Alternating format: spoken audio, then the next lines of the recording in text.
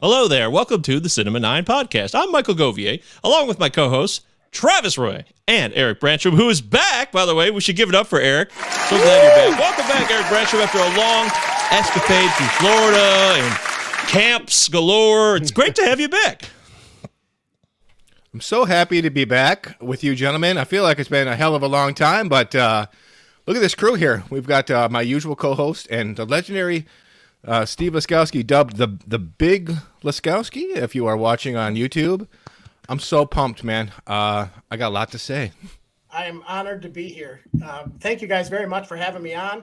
I can't believe, how many episodes is it now? Is this like 106, 105, 104? 104, I believe. This is the 104th edition, Steven. Wow. Amazing. Wait, is that sad? No, it's happy. It's happy. That was the wrong button. Sorry, I hit the wrong button. That's the fail button. Welcome, Steven Laskowski is our guest. We have known Steve for literally decades. He's as close a friend to us as Travis, Eric, and I are as friends. He's basically, you would be a host of this show if you decided to be a part of it. It would have been great, but, that's a lot of people every day, every week. And I know Travis likes to keep the number. I mean, 3 is already too many for Travis, so 4 people, I don't think. Oh, I'll blame it on you. Throwing me under the bus here. What do I got to do with this? Well, come on. You find it challenging when there's 4 more voices. It's tough. I'll take the blame too. I think 4 is the max for any podcast. Personally, I find 3. As a listener, I'm like, okay, 3 is enough, especially if they all sound the same, which we kind of do. Though I kind of have to argue with that because your 100th episode, there's 5 of you, and it was fantastic. That was the greatest episode of all time. That was fantastic. Our good friends with the Podcasting After Dark crew. Yes. That's true. I heard that from, by the way, multiple people. Steve said that. Eric Allen said that. Other people said it really was our best episode. So I guess you never know. You get the right mix of people. It doesn't matter how many folks we got on an episode, as long as it's entertaining. That's all that matters, right, Steve? Absolutely. It was fantastic. Thanks, guys. Steve, did you work at Blockbuster? I sure did. 226-124-14479. All right, there he is. That was 226-124-15666. So we got the same story. Mm-hmm. And for those of you that have never heard us or watching us for the first time, Blockbuster, all 3 of you guys worked together back in the day when Blockbuster was at its highest powers, right? Oh, yeah. Absolutely. Yeah. Lines in the back of the store every day. Random people going through the drop box because they wanted to get Air Force One. It was out of control. It's always fun when 2 of your best friends have to write you up. I don't think. Did we ever write you up? No, I'm just kidding. Busted. I wouldn't think so. Oh, that's great, man. That's so funny because, yes, that is always going to be a legacy you guys could carry with you. And I only wish that I was there, but I'm grateful that all 3 of you guys got that experience because here we're all about movies. Steve, what's your favorite movie of all time? Go. Oh, my gosh. Put me on the spot. On the spot. I'm going to, just because my name reflects it right now, Big Lebowski. I love that movie. It's not a classic or anything. It's a cult classic for me. It's a cult classic. I don't think it's not like a history classic. You're not, but I love that movie. Every time I see it, it cracks me up. I can jump in at any part of it. You can watch 5 minutes of it or watch the whole thing. I love that movie. It's just, there's no other movie that I would care to watch as many times as I've watched that movie. Legendary. Mike, what's your favorite movie? I don't know. That's too tough to call. I'm amazing that he answered it at all. Yeah. Mike, best day of your life. Go. Who's your favorite person? Who do you love the most? Oh, that's clearly me. That's an easy one. Yeah, but actually I was thinking about this the other day. I think I was writing some shit down. Like what is truly my favorite movie, and it's just too hard to decide. It really is. But I thought, you're a decisive man, Steve, so I thought you'd be more decisive than me. It's impossible because what genre? What decade? It's impossible. Yeah, it's pretty much impossible, which is why we asked you here at Thank the start you. of the show. The first time you've ever been on a podcast, we thought we asked you on the spot, what's your favorite movie of all time? We're going to judge you by that. By the way, this is your first ever podcast. Is that correct? That is correct. Yes, sir. Well, you're doing great so far, man. Don't blow it, but so far, so good. As I said before, it's on you guys, not on me. He will walk. He will walk. Yeah, he will walk out. That's true. Well, I didn't mention it yet, but Steve is the one who selected our main event for today, Three Kings. Does it hold up or not? 1999 movie directed by David O. Russell. And we will talk about that in about 20 minutes or so after we get to our quarantine viewing picks. But before we do that, of course, I want to say thank you for subscribing to our YouTube channel. 5-star reviews. We love those on Apple Podcasts. If you could just take a moment of your day. Spotify also has 5-star rating system that is now available. All you got to do on that is just click the 5 stars and you're basically done. So, if you could do that, that'd be great. And if you want to send us an email, cinema9pod@protonmail.com. You had to work for that. Yes, that's correct. Good job. All right, so Steven, this is how it works. You're familiar with the show. We love having you here. Travis is going to take it away as we talk about what we've been watching recently and what we may or may not recommend. You guys, I have been watching a shameless, maybe a shameful amount of movies. I watched so many fucking movies this week. You're on break though. You're on break, by the way. I'm on break, and man, I watched a lot of movies. I'll try and cut it down some. I checked out The Bubble, the new Netflix film from Judd Apatow, satire about Hollywood and early COVID days, which I guess, I'm ready to watch movies that are based around COVID because I sat down knowing what this was and watched it, and it was okay. It was okay. We've ever seen not the best Apatow flick I've ever seen, but it was all right. On the recommendation of Aaron Chudpud Worley, I checked out Knights of Badassdom, a good late night flick. The rare genre of LARP comedy horror, I guess, but it's worth checking out again, especially late at night. There was a lot of talk about Come On before the Oscars this year. Did you guys check Come On? Brian Madison, top 5 movie of 2021 according to Brian, friend of the show. Yeah, and former co-host or guest host. Check him out on our what show? What did he do? A Devil in a blue dress. Yes. How could I forget? Yes. But yeah, it was a good movie. I wouldn't put it in my top 5 personally, but I definitely respected it. It is a series of postcards written lovingly to about 5 different cities, including Detroit, basically. And so it's nice to see Detroit well represented on film always. And also, there was a lot of talk this year about the Lost Daughter and how bold it was to show another side of parenthood. I feel like this shows another side of parenthood in a way that is equally realistic. I say this as a non-parent, but still equally realistic. You don't have children. You don't know anything. But I mean, it complicates the whole idea, but in a way that's still very loving and rewarding to watch. It was a sweet film, and I can see why a lot of people loved it.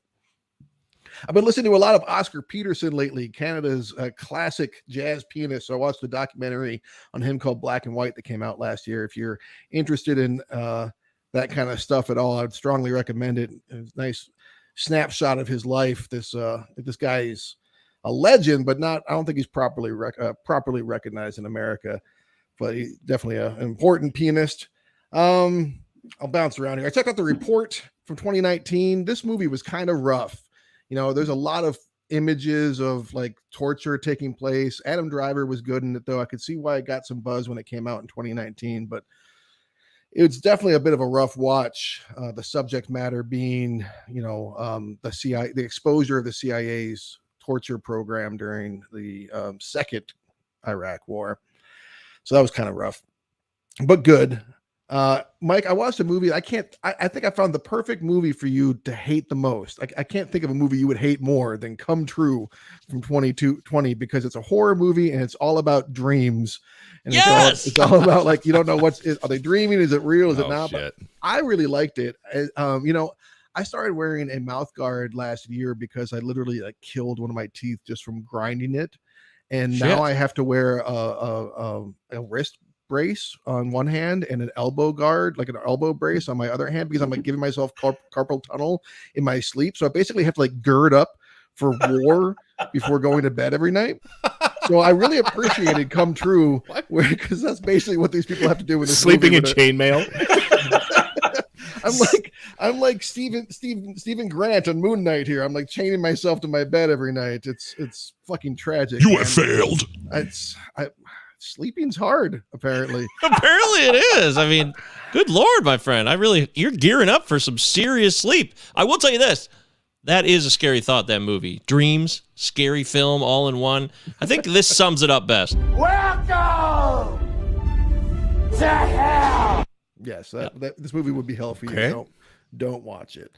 I checked out Moscow on the Hudson. You know, we always pretend like the first drama movie that Robin Williams ever did was Good Will Hunting, as if World According to Garp and this didn't exist well before this.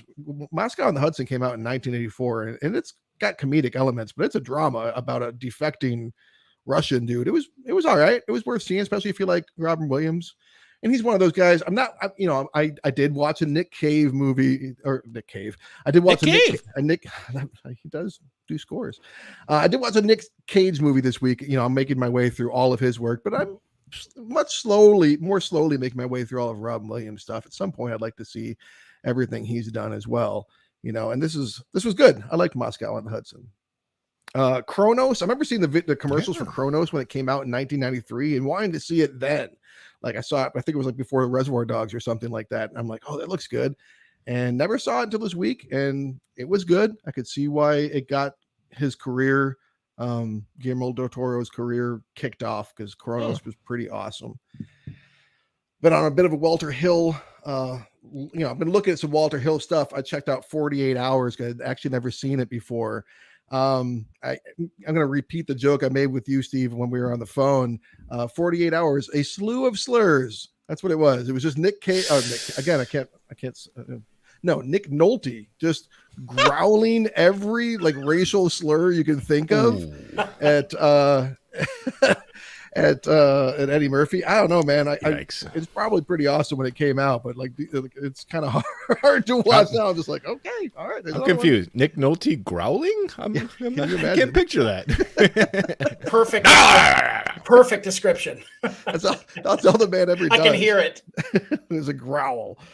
You know, Stalker is a movie from 1979 that, you know, the filmmakers died to make this movie. Basically, they got cancer likely got cancer from recording from filming in a chemical plant. This is widely regarded as one of the greatest films of all time. This Russian film from 1979. I was bored, so fucking bored. Have you ever seen it, Eric? You're looking shocked. No, a friend of the show, Chad, sings extremely high praises. I bet he does. You know, I have another podcast with Chad. I know his tastes pretty well, and he has. There are some cinephiles that have the patience that will eat their spinach for a movie like this. I couldn't do. I mean, I watched the movie, I finished it, but like. And it's beautifully shot. No one could argue that this is not beautifully shot. But if a movie is beautifully shot and beyond dull, then like, what is the point? I mean, I'm sorry. Like it can still be art, but is it a good movie? I don't know. So I think I'm sure I lost a lot of cred just there to some people that love Stalker. And if you never heard of it, you're like, okay. But for some people, this is like a hugely influential and important film. And I'm not going to say like, it has no value or anything because it influenced a lot of people, but man, it was rough to watch and I would not recommend it. I did check out a couple of really strong romantic comedies from about a decade ago with huge casts that I'd never heard of. I watched What If that had, it was Daniel Radcliffe and who was the female? Zoe Kazan, and then just like a ton of other people, Adam Driver, a bunch of folks, and that was really good. I watched Going the Distance with Justin Long and Drew Barrymore. And that was a really sweet movie about long distance relationship. And you got Charlie Day in there. You got Jason Sudeikis and a mustache in there. You got so many people in both of these movies. Christina Applegate. I'm like, well, why have I never heard of them? But they're really good. And I'll wrap this up because I know Mustache. He's in good shape. And lastly, but not leastly, I checked out Schmigadoon. This is 6 half-hour episodes on Apple you don't have to be that familiar with. I've never seen Brigadoon. I haven't seen a lot of the musicals that are parodied in this show, but it was fan-fucking-tastic. I loved Schmigadoon. Just real charming, real feel-good stuff. I'd strongly recommend Schmigadoon. I mean, like, again, it's musical, so if you hate musicals, you're not going to like it, but I found it really one evening like nothing. It was great. Oh, Schmigadoon. Schmigadoon. I Schmigadoon. remember they did Brigadoon, I think, in high school. That's right. Yes, Didn't that's they? a classic play, Brigadoon. In fact, the first time I ever met Steve Laskowski was when I saw him in It's a Wonderful Life, which was a stage play done. The Goon. The Goon. The original Goon. That was the first play of freshman year, I believe. Our freshman year. Everyone knows. And if you're Yeah, there it is. and if you're listening, you're thinking, who the fuck is the Goon? It's a Wonderful Life. That's the guy who pushes around the wheelchair of Mr. right. Potter. Yep. I'm a star.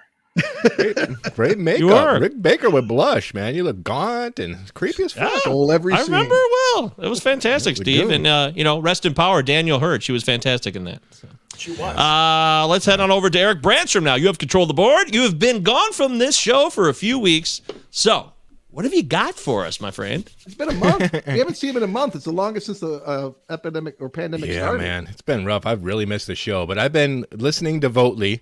In fact, I drove 16 hours to Florida round trip, and I'm listening. Real quick, I'm driving down there, and I'm listening to the fantastic American Beauty episode where you were joined by the wonderful Christian Haraminski.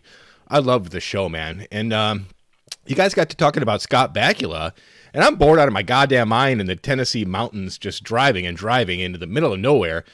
Phone's dead. I don't even know where I'm going. I'm just hoping I can keep going south. So I started thinking about Scott Bakula. I really enjoyed him in that movie. And I'm like, man, how could you bring back Scott Bakula, man? What a fine, terrific, earnest, sincere actor. And then I'm sitting there and I'm like, well, what would I do? So I came up with a pretty good premise. So if anybody's listening and they want to option this, go for it. So it's kind of like a real life. It's kind of like Curb Your Enthusiasm.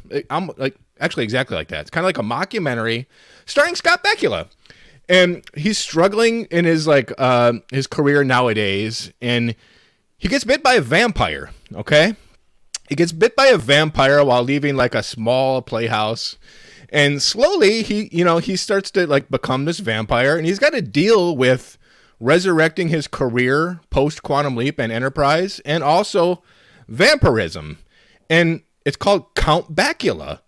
So I think that could be some fun. Count Bakula. Count Bakula. I had no idea you were going to go there.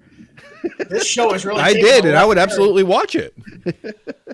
Would you watch Count Bakula? Count Maybe. Bakula. Oh, okay. All right. Well. All right. If the Wheel of Fortune episodes are all up. Then Okay. Yeah. Okay. All right. Well, email the show if you'd watch Count Bakula. protonmail.com. Anyway, guys, I gotta tell you, man. I did catch up. I mean, no one likes to talk about Oscar movies after the Oscars. It almost seems like they kind of drift back out to sea, and you're like, I missed it, so I'm never gonna watch it. Coda loved it. Okay, Coda loved it. You did. Fantastic. Great. But I don't know what was going on with my TV, but I didn't have I thought there was an artistic choice. When they were doing all the signing and stuff, there was no closed captions on my screen. Then you missed huge. I thought that was an artistic choice, so I had to kind of You poor bastard. Shit.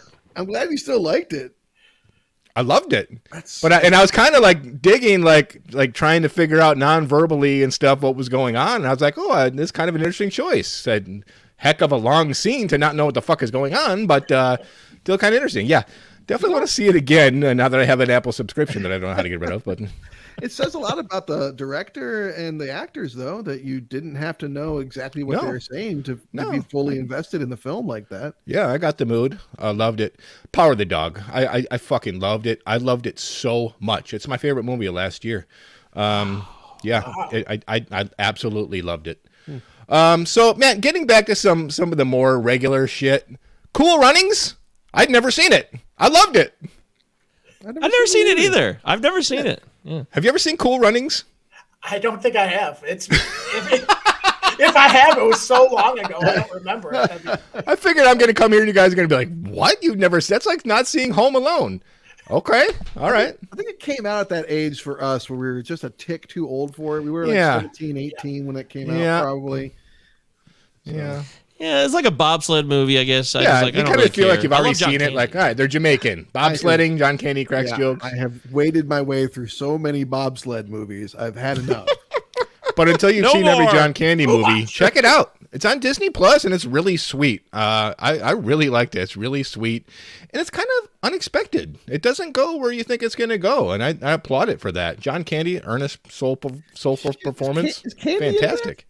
He's the star. Oh, fuck. Well, I've been watching a lot of his stuff, too. And I guess I should watch that. Let us know, man. See if you enjoyed it like I did. I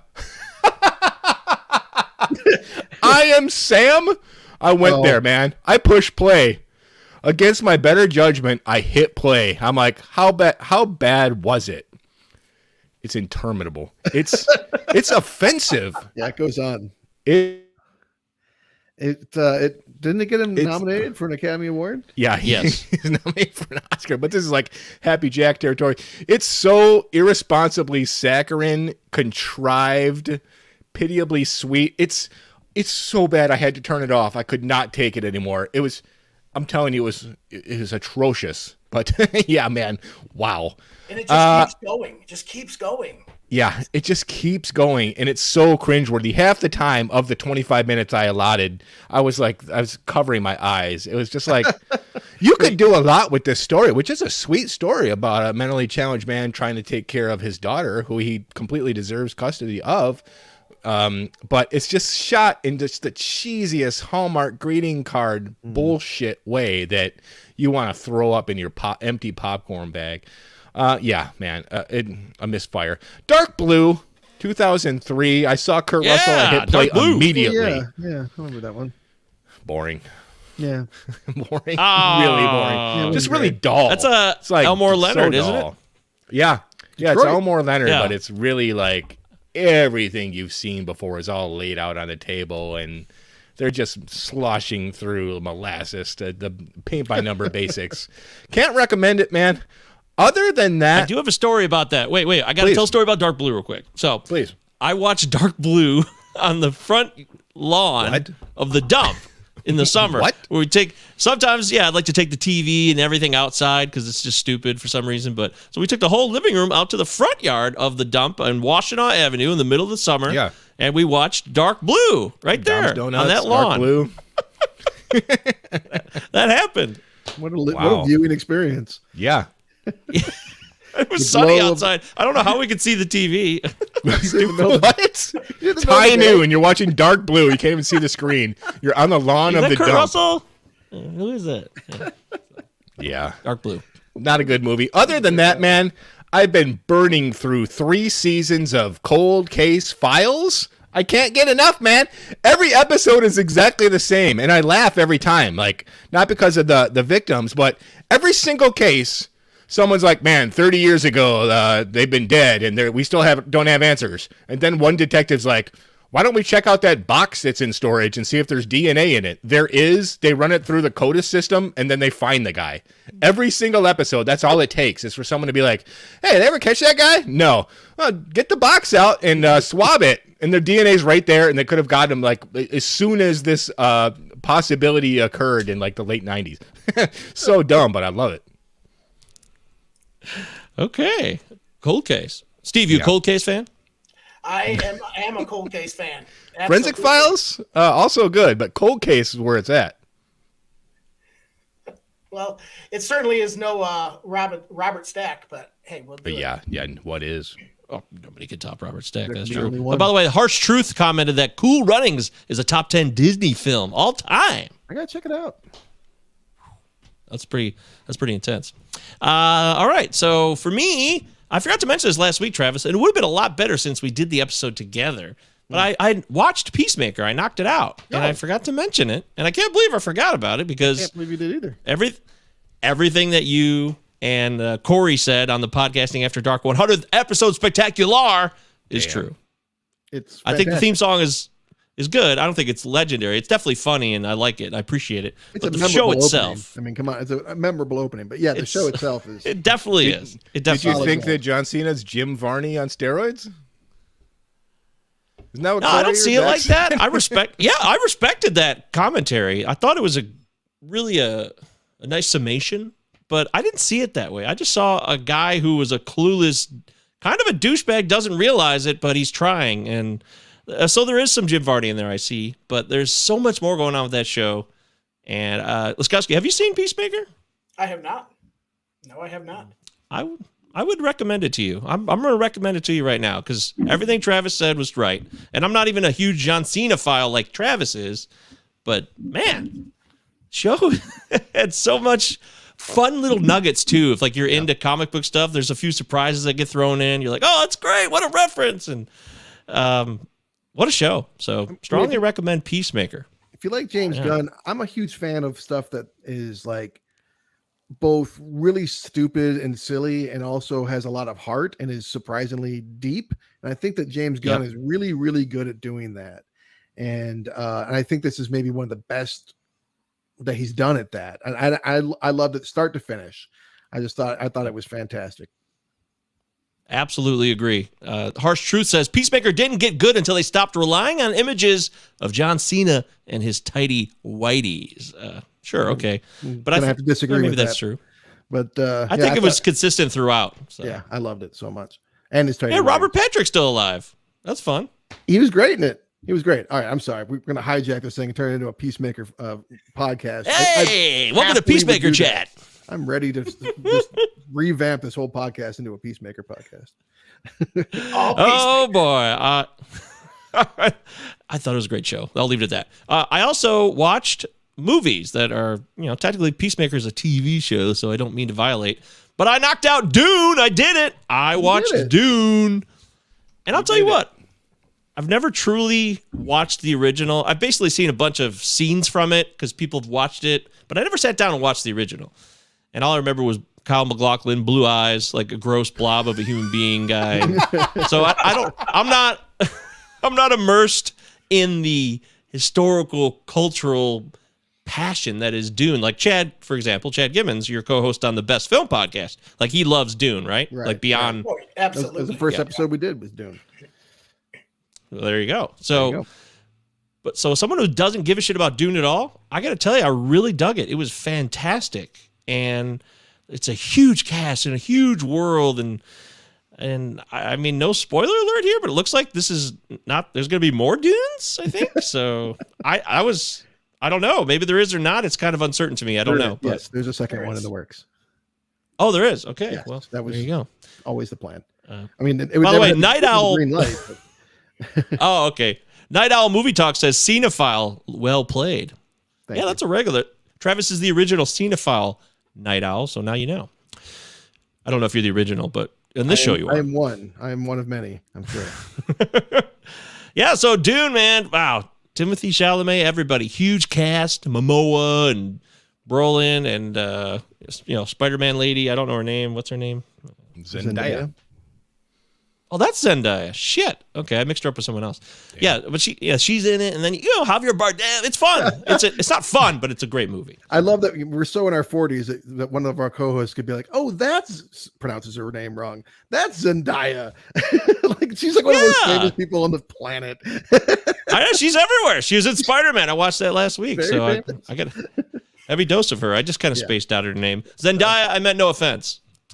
I'd also watched Give Me Back My Son! Oh man, I've been wanting to bring that on. Damn, it's on my list.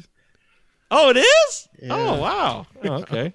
You guys can still bring it to the table. Ransom. We should say the title of the film for those that are not immediately knowing what we're talking about. The Morlocks and the Eloys. Yeah, wow. That one, I forgot about that part. That really was, I was like, Jesus, wow, this is a long stretched out soliloquy here by Mr. Gary Sinise. Yeah, it's good. It's Ron Howard. Ron Howard could do anything. He could go any genre. It's impressive. It really is impressive. His massive range as a director. It was pretty good. I watched a movie called Angus from 1995. Which Angus. Yeah. Yeah. Yeah, it's the I last remember. movie, I I remember believe. the cover box. Yep. What did it look like? Was it a piece of meat? Yeah, I just remember weird colors and just I don't piece of meat. No piece of meat. It was. No meat. Wasn't it that kid from Last Action Hero? I don't think so. No, this kid much. was much different. I'm thinking of prehysteria. He did.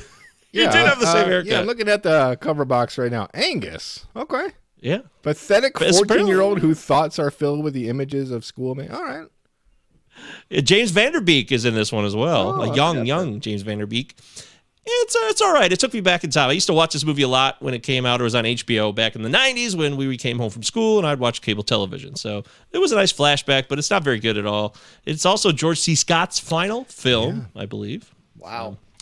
And Kathy Bates is in it. You're like, wow, look at these legendary actors in this. But it's just like a doofus movie. I watched Jackass forever. I love Jackass. I always will. You put it on, and I'm going to have a good time. It's just a good old-fashioned time. And this one didn't disappoint. I know there's been changes like Bam Margera, and, of course, Ryan Dunn died. But they got some new people they brought in. They brought in a girl, too. She's part of the crew, and it's still fun. Same as it ever was, man. I thoroughly enjoyed it. No questions asked. And then I watched Maverick, another Mel Gibson movie from the mid-90s. Yeah, that's a big one. Yeah, dude, I used to watch the shit. I saw that movie a billion times in the 90s, and it reminded me, because when I started watching it for the first time in forever, I'm like, oh my God, I remember I could do like every line from this movie. Why am I so connected to Maverick? It's not even that good. But it's it's cheesy, but it knows it's cheesy. It winks at itself. And I think it's a easygoing, simple movie that you could enjoy. If you just want some popcorn trash entertainment, Maverick is a perfect choice for you. And I did watch The Lost Daughter. You mentioned it earlier, Travis. And I thought, what a revelation this movie is. It's about fucking time. I applaud this movie. I really was impressed with the way that they were showing the pain and the challenges of parenthood. There's so much coddling and admiration. You know, being a parent is the ultimate responsibility. There's no doubt about that. But so many stories that are missed about how people lose their identity of themselves as parents. And I thought this movie did a great job of that. It gets a little weird with some of the shit that's going on in it, but I'm really glad I watched this one. Olivia Colman was outstanding, and I strongly will recommend The Lost Daughter. 2 out of 3 co-hosts agree. The Lost Daughter. Loved it. Yeah, you thought it was drab and boring, right? Oh, I couldn't stand it. It's 2 hours of watching a woman sitting on a chair.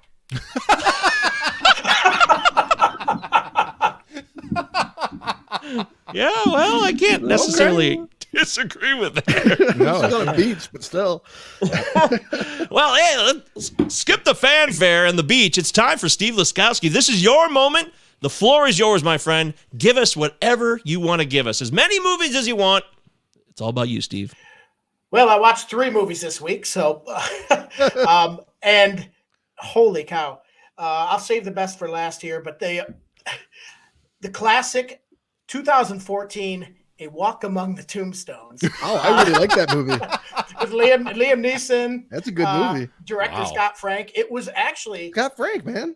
Yeah, it's better than I expected. It was really the genre of thriller is one of my favorite genres, and it has its ups and downs. There's a lot of trash in that genre too, but I dig it all. I like it. I really love sitting there and watching stupid, mundane movie junk. It's my favorite. But yeah, this is a decent movie, right? The classic ex-cop checkered past turns into an investigator. I mean, it's nothing new or exciting, but he gets involved in a kidnapping. It happened to be a drug dealer's child. So there were a lot of twists, a lot more unexpected twists than you'd imagine. But overall, I thought it was a great movie. I really enjoyed it for entertainment purposes, which is what a movie's for. I really dug it. You get exactly what you expect, and dare I say, a little better.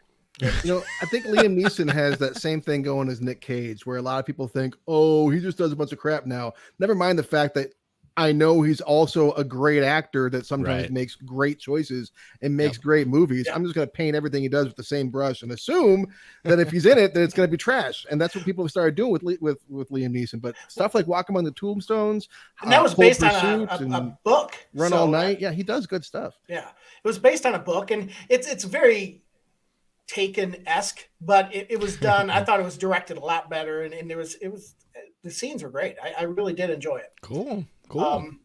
Now this next one is hilarious, and I don't know why I watched it. But again, mindless end of the night, busy day, El Camino Christmas.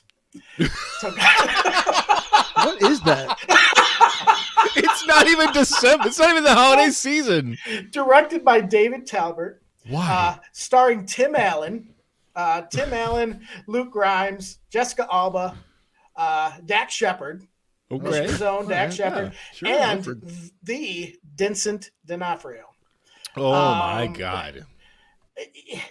A story. Luke Grimes comes into town, into El Camino, to find his long lost father, Tim Allen, and I got to say, it's a very, very dark comedy. Small town idiocracy ensues, but what made the movie is the always terrible Vincent D'Onofrio. His acting is abhorrent. I'm sorry, guys, but his acting is abhorrent. And Always terrible. always, okay, almost always terrible. Oh my God. All right, and his accent that he tried to do in this film was, it was hilarious. It made the film to me. I just sat there and laughed and laughed and laughed. So obviously, I struck a nerve. Everyone loves Vincent D'Onofrio. What did you say about my Vanessa? I don't really have an opinion. What is it? Is you trying to do Midwestern or like what is Southern, it? like Texas, Texas. El Camino, Texas. That's a And tricky one. Oh, dude, Kurtwood Smith is in this movie. Oh yeah, there's a lot of people in this movie. There's really a lot. But it's one of those movies that was kind of bad, but you know what? Really good. I by the time it ended, it was I thoroughly enjoyed myself. It was really fun to watch, and I laughed a lot more than I think they expected people to laugh, but I did. Someone should take Tim Allen. I'm sorry. I get it. He's like Hollywood's poison because he's conservative, but like I like Tim Allen. Somebody should give him like a serious role and like try to maybe do that later stage Robin Williams thing with him. I think there could be something there. Well, he's been on that TV show. What is it, Last Man Standing or something? So What he's is this been busy. what is He's this been very fiction busy. that his career is hurting? Like the man's been on TV for decades. Yeah, he's definitely a busy man. But El Camino Christmas 2017. Give it a shot. Check it out. So those are the two that I watched other than our main event. All right. Okay. Thank you, Steven. That's wonderful. And you already recommended those movies and your favorite movie of all time, The Big Lebowski, which is a classic. So if you want to know more about Steve, just ask him. We're live here. You can jump in the live chat. We're about to hit our main event, which is Steve's selection, Three Kings. But before we do, we actually do have an email, and it's from somebody that you admire and respect, Steve. It's from our dear friend, Chad, the co-host of the Best Film Podcast with Travis, which you guys should definitely check out. Eric, what does Chad have to say about this show? You're muted. When you bud. unmute yourself, though. You got to unmute yourself, though. As I desperately try to bring up the email, bit of talk about on the spot. Yeah, I put some pressure on you. Chad, of course, if you go back into our library, hosted the legendary American History X episode, which is a fantastic episode, man. And once again, we do want to remind you that Chad co-hosts the Best Film Podcast with our own Travis Roy. Also, check that out. They did Spring Breakers. Palm Springs was their most recent episode. Spring Breakers. Yeah, I still haven't seen that. I am kind of curious. Harmony Korine? I promise I'm never going to choose Harmony or a Harmony Korine movie as the best movie of any year. Period. So, I promise. Chad says, hey, bozos, can't wait for the Three Kings show, and especially can't wait to hear from Laskowski. He's the genuine article. Three Kings was one of my absolute favorites back in the day, and I'm really hoping it holds up. The DVD had one of those clip fastener cases. Remember those? I didn't care for those. Hey, what did you think the meaning of the title Three Kings is? Spike Jones says, Three Kings be stealing the gold in one scene, but seems like a throwaway line. Apart from that, is there any connection between the movie? Also, aren't there 4 main characters? I'm not even sure who the Three Kings are. I've been thinking about this for 20 years. Thanks for your service, Chad Gibbons. What a great man, Chad Gibbons.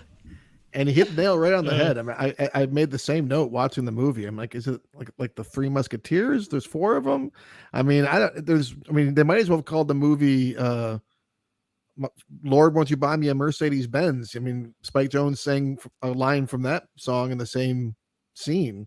It seems like, sometimes there's movies where I swear to God, they just open the script and then Bay City Rollers style, throw a fucking dart at it and decide, okay, this is going to be the title of the movie. All right. I swear that happens. And I think that happened with this one. Okay. Cool sounding title. I Spoils love of that War, we got the Bay City original- Rollers in this. Yeah, classic story. Saturday night.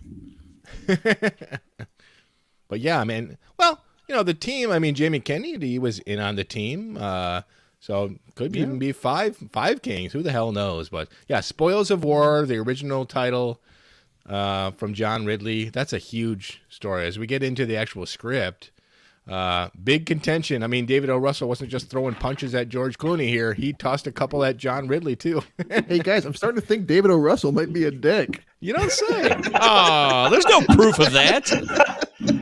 Allegedly. He's just honest about who he is, Travis. He's Allegedly. direct. Hollywood doesn't like direct. They like backstabbing and secrets. It's better that way. So. Yes, exactly. Hollywood does not celebrate any abusive pricks. That's for sure. Right? They sure don't. None at all. Boy, here we go. They So, definitely don't give thanks them for the awards. email, Chad. If you guys want to email us like Chad did, cinema9pod@protonmail.com. And that leads us into, by the way, he did write a PS about the Ukraine, and he wanted to let everyone know that he's safe and sound, and everything's going to be okay. That's all that matters, that their lives are intact. So thanks for giving us the update, Chad. We wish you well.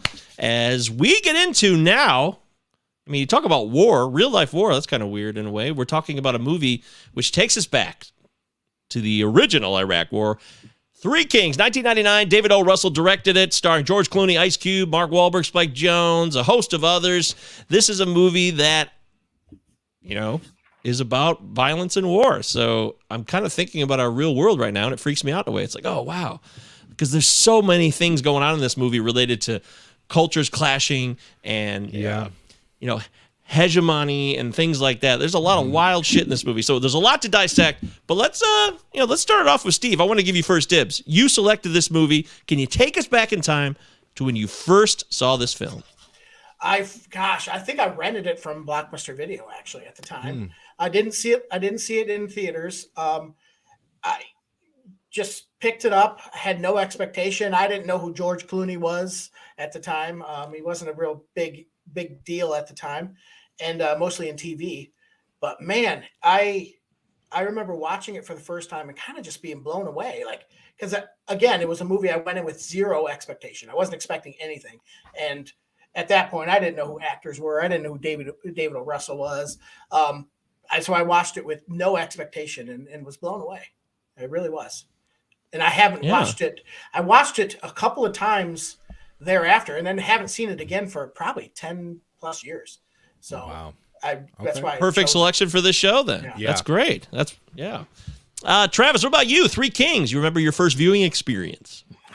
Not fully. I was thinking about this earlier today. This is like the 20th movie that we brought on the show that I can say, well, I had the movie poster on my wall at one point, because when I worked at Blockbuster, we just collected those things. And my first apartment was with our friend Jimmy, and we literally just covered, from wall to wall, we covered that place in Orlando with a million posters. And one of them was a Three Kings poster, sideways, underneath the counter, where it fit.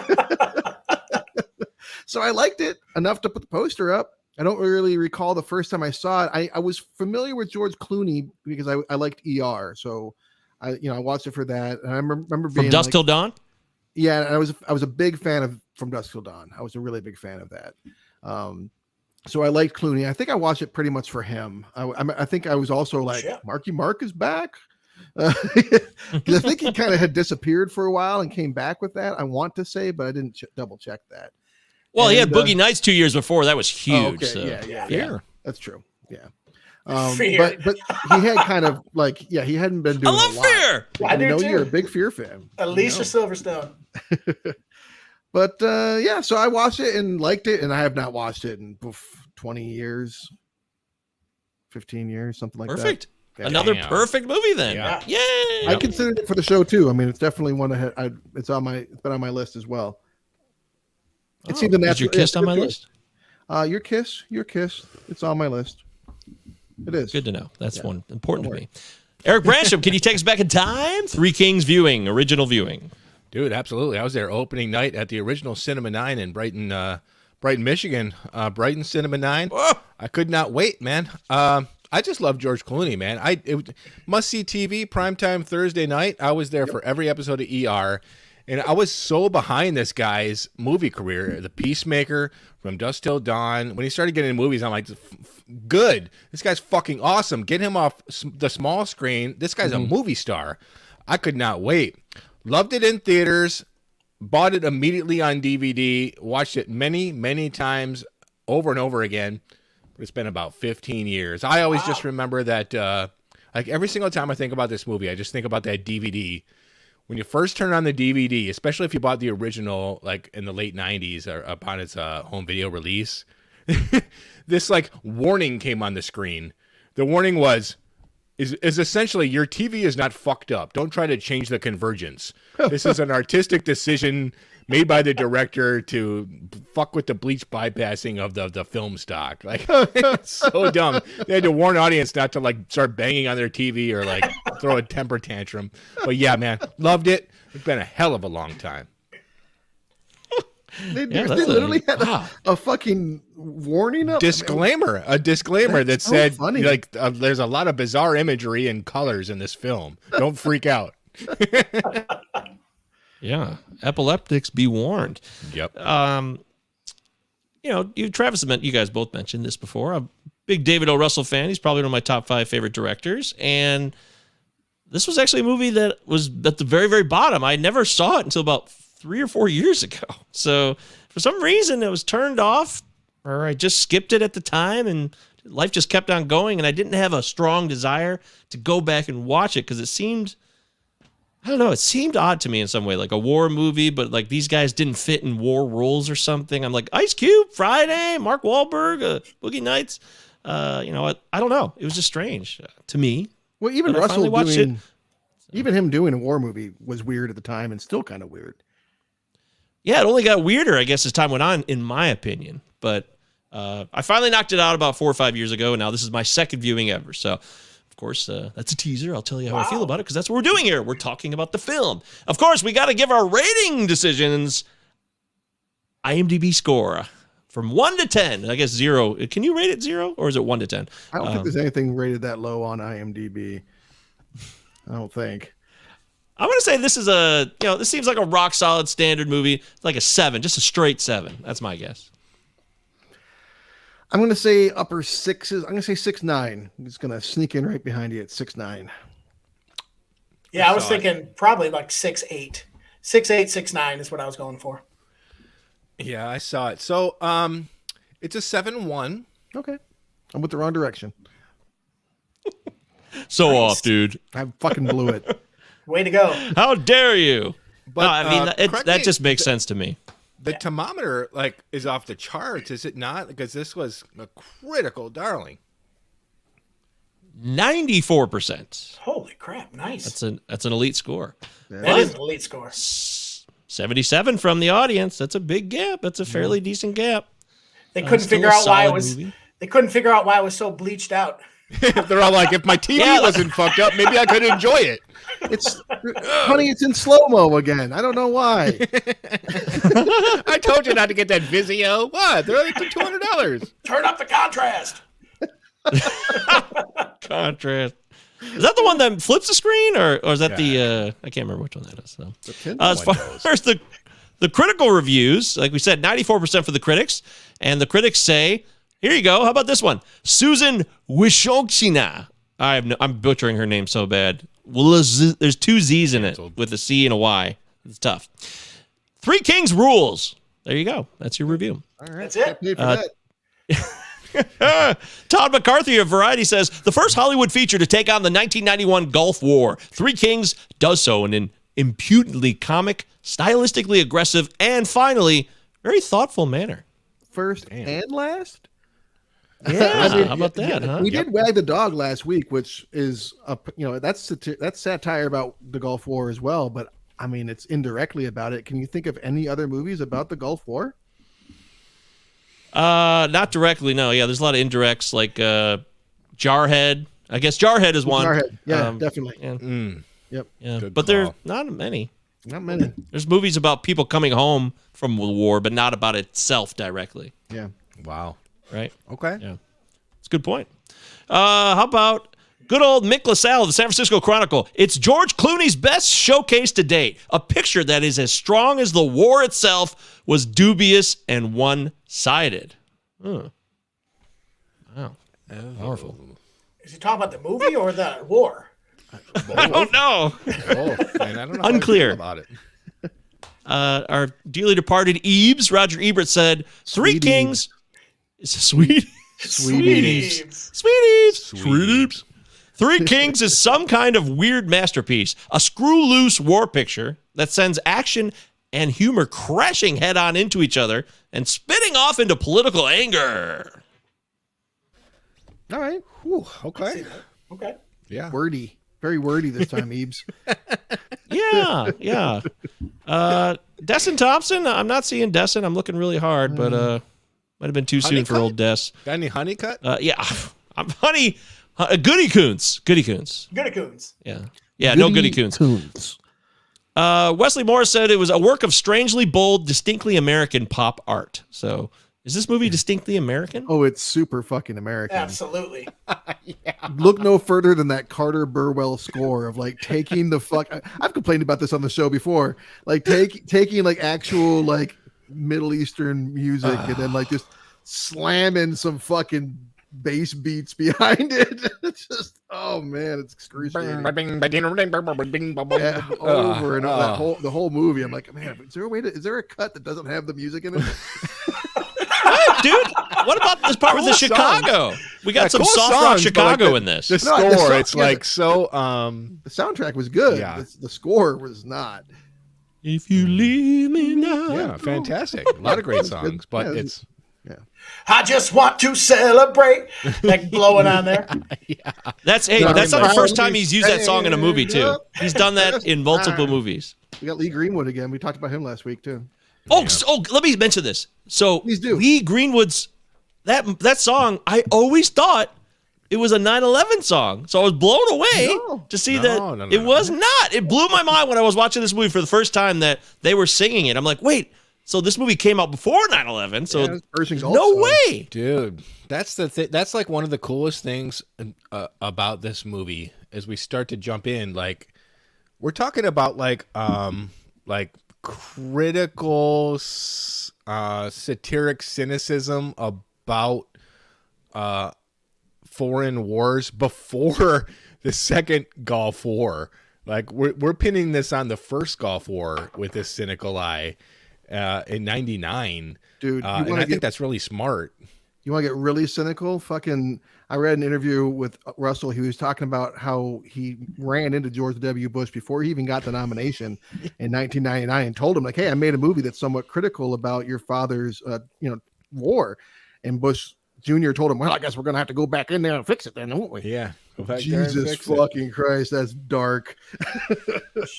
And we've lost our host, Mike. or one of our hosts. We've lost Mike. So I guess we're going to stop with the reviews at this point. He'll come back, but I think we can probably shift gears on into the next piece of things, which is getting into the film itself. And he's back. He wasn't gone long at all.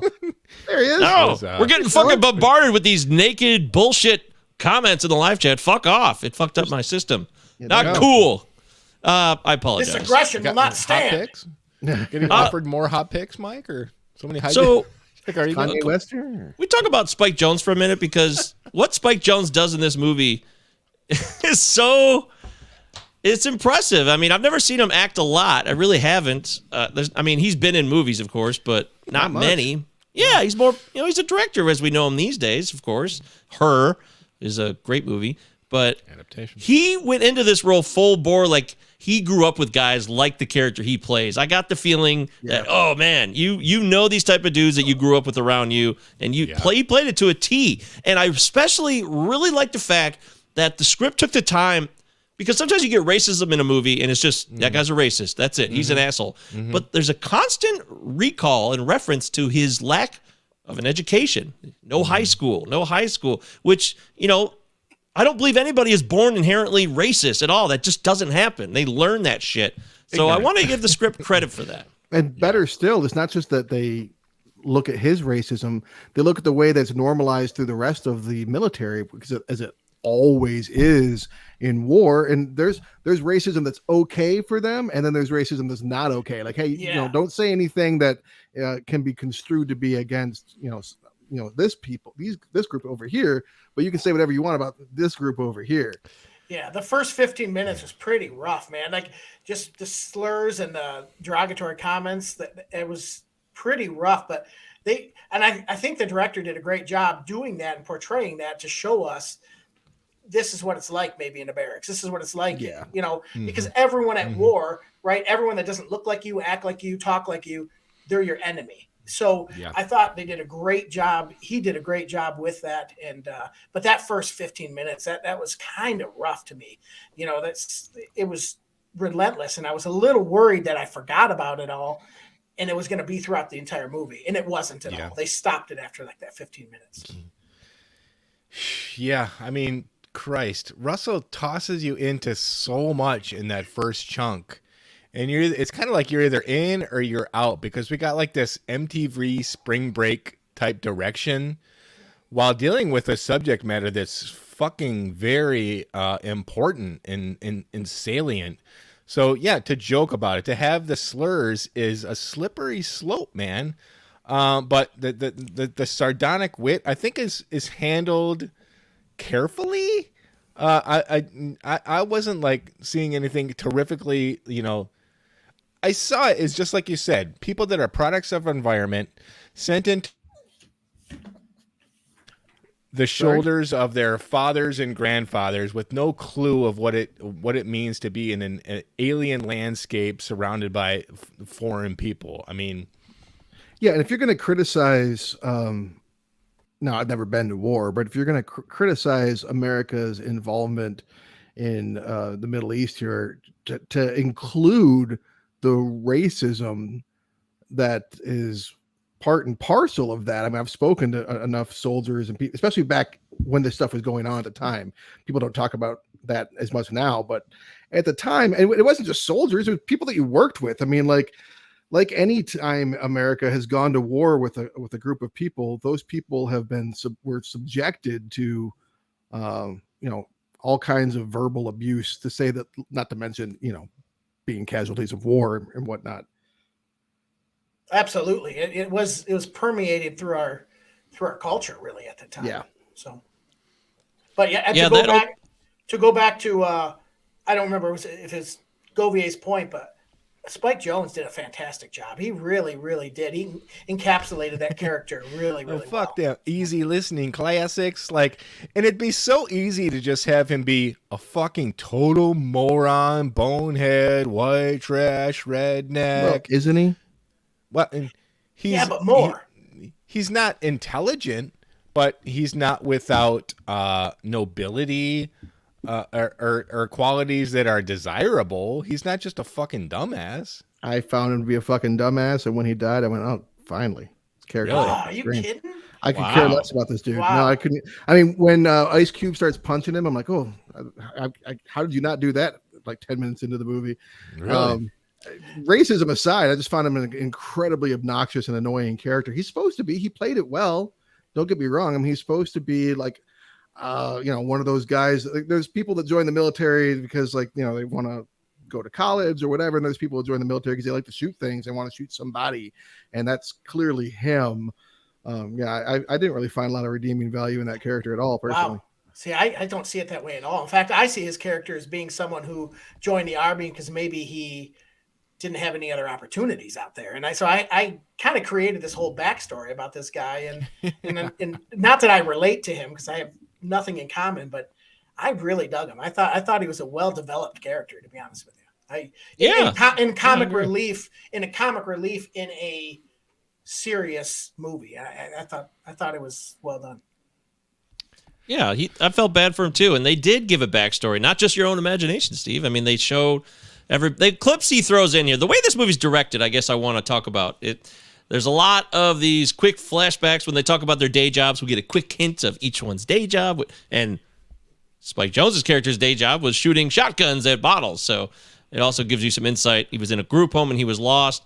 But this movie also, when they have that scene, when they go to the town and they decide to come back and help the people, when they finally shoot each other, it focuses in on each character and the individual bullets. And there's a lot of, I don't know, it's just not a straightforward movie delivered to you face to face. There's a lot of unique shots in the sky, moving quickly in a time lapse behind Ice Cube and other moments like that. I guess I'm just curious how you guys view the direction of this film and the decisions that were made that you called, some of you said, what, MTV style in the beginning? I guess that's fair too. But then it's also like, I don't know, otherworldly at times and fantastical in certain moments. And then it comes back to reality. I think that's kind of the, I tried to find some research into anything other than, getting the blacks black with this saturation process. But what David O. Russell and his cinematographer do is they create what kind of looks like an alien landscape with the desert in this environment. Granted, they shot in Arizona and Mexico, but what they do with this cinematography is they make it seem like this alien world. And that's where these American soldiers, either they're racist or they're ignorant, whatever the fuck they are, they're in a country that they don't know the customs, the culture. They just have dossiers and some information that they're debriefed on. So they make it seem like that they are in this they're like basically on Mars with a mission. So to make the world look really fucked up with this cinematography and these choices is interesting. That's the positive. The negative is you have an opportunity to say, hey, this is Earth and this is our world. It's just our neighboring country. So to make it look like it's like you're going to fucking Mars to start a war with these aliens is a mistake, in my opinion. I think that the color correction that he does and having it all bleached out, I guess he wanted to make it look like newspaper pictures, which is kind of cool. I think that works. I think it gives it a unique feel. I agree that there are also a lot of shots, not so much like the coloring, but more like choices that are made, like say where it's almost like the fucking Iraqis or Jawas in the desert, and like, you know what I mean? Like it's like what is like it feels like this weirdly kind of otherworldly, but in terms of the hyper stylized aspect of the film, of the choices that Russell makes, I think that there are moments like, so for instance, when the character Barlow, right? Is that Mark Wahlberg's character? When Barlow is shot and we see his insides and we see one lung crumple, that is fucking awesome. That is really, really cool, really well done. Uniquely, like a unique injury on film, and then uniquely shown to us, and it's all motivated and it's all really cool.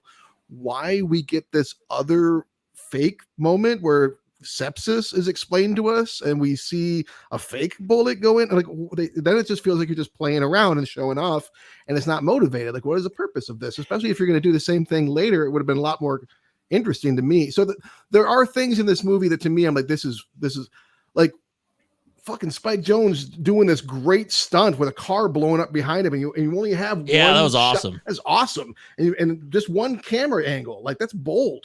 And so there is some really cool things happening, but then there's stuff like like you were talking about the sky going behind him, where I'm just like, this feels kind of like somewhat, like kind of when I first got my hands on a camera and was playing around, Exactly. Yeah. Some of it felt like it wasn't his first. Yeah. This is what, his third, fourth movie. Some of it felt a little bit more, but it was his first time with a big budget, so maybe he was doing some stuff, playing around. I don't know. So he got some like strong 48 moments. mil. Some of it not as much. He got like 48 really mil. quick. 48 million. But really quick, I can see this being tossed away as just like somebody showing off or like being arrogant, but I think it's kind of cool when a director does just something visually to kind of get you into the head of the mind space of the character, because this is just after a pinnacle moment in the story when playtime's over and this just turned into something else. So to show what may be going on internally visually is kind of a cool thing to do, instead of having characters just be like, oh fuck, like we got to take care of these people. To have like everything change around them and just everything be different, it's kind of interesting in a subtle way. I don't know. Yeah, maybe that is motivated. I mean, I'm not saying every fancy shot wasn't motivated. Some of it definitely was, and a lot of it looked great. There are times where it seemed like there was more going on than was necessary, but yeah, it was a little much, and that was, to me, at times it was distracting. I really liked it overall, but there were scenes, and you nailed it, Travis, when you said the sepsis shot at the beginning. To me, that almost seemed like an afterthought, or they put that in afterwards, after they did it at the other, when Mark Wahlberg got shot, when Barlow got shot, that they went back, oh, that was cool, let's go add it in over here too. Yeah, and you got Clooney pointing and stuff. It's all really like, all right. Yeah. So, but Yeah. one thing I couldn't get past, not to change topics, but when the milk truck came blowing through, right? So the milk truck come in, tips over, spills milk everywhere. I could not get past how bad they would smell, being in fatigues, hot desert sun, drenched in milk, and somehow the magic of movies. Never thought of that. They still look great. They're going. One is Can sticky. you imagine? Oh God! Damn, And I that's a did. good point. I kept referring back to that, like halfway through. I'm like, really? Like No one's gonna mention it. We stink. Can't imagine how bad they'd smell. Oh man! Hey, don't forget Nora Dunn. Nora Dunn. Doing her Nora finest Dunn acting ever? I don't know. I mean, she did a good job. But George Clooney as the lead role here. Now, it's infamous that him and David O. Russell, disagreed, put it mildly. Russell. Yeah. And David O. Russell, as Travis alluded to earlier, is known to get intense and fired up and berate people, which we have actual evidence of. We've heard it before. Yeah. If you missed the one for the I Heart Huckabees, that exists somewhere. You can go check that out. But in the end, Clooney was not his ideal choice to be in that role. Yeah, he wanted a lot of Clint Eastwood. You imagine Clint Eastwood in that role? Even in 1999? Yeah. I don't see it. But no. I guess I'm wondering about what we see with him and how he changes. And I get upset about character motivations when they don't make sense.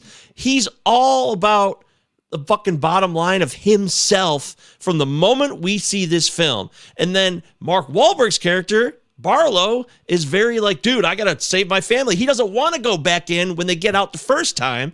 And then when they get back to the town and they see these people get, the woman gets shot and killed, kind of like the Vietnam picture we've seen of the guy who was murdered, that famous photograph. Mm-hmm. Suddenly, Clooney changes his mind and he's like, no.